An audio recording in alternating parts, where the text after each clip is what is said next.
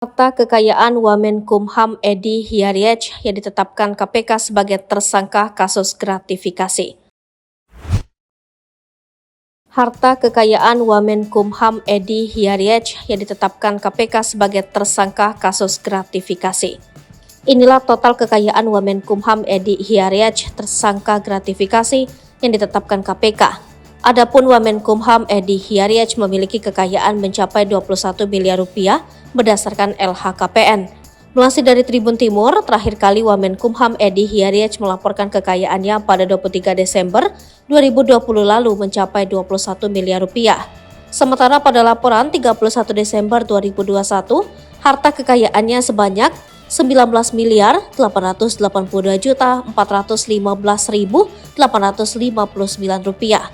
Berikut rincian harta kekayaan Wamenkumham Edi Hiariech pada tahun 2021. Tanah dan bangunan 23 miliar rupiah. Alat transportasi dan mesin 1 miliar 210 juta rupiah. Kas dan setara kas 1 miliar 121 juta 856.647 rupiah. Hutang 5 miliar 449 juta 440.788 rupiah.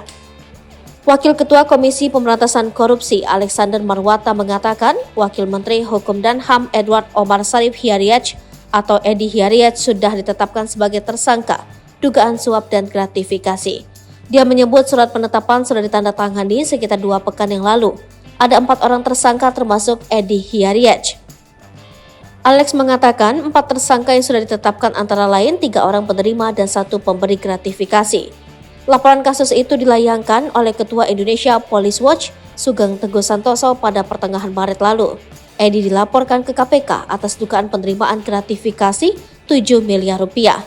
Pemberian uang itu diduga melalui perantara asisten pribadi Edi Hiariech berinisial IAR dan YAM.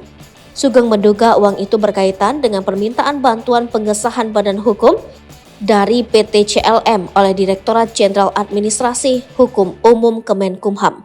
Dalam perjalanannya, Sugeng sempat memprotes KPK karena dinilai lambat memproses laporannya.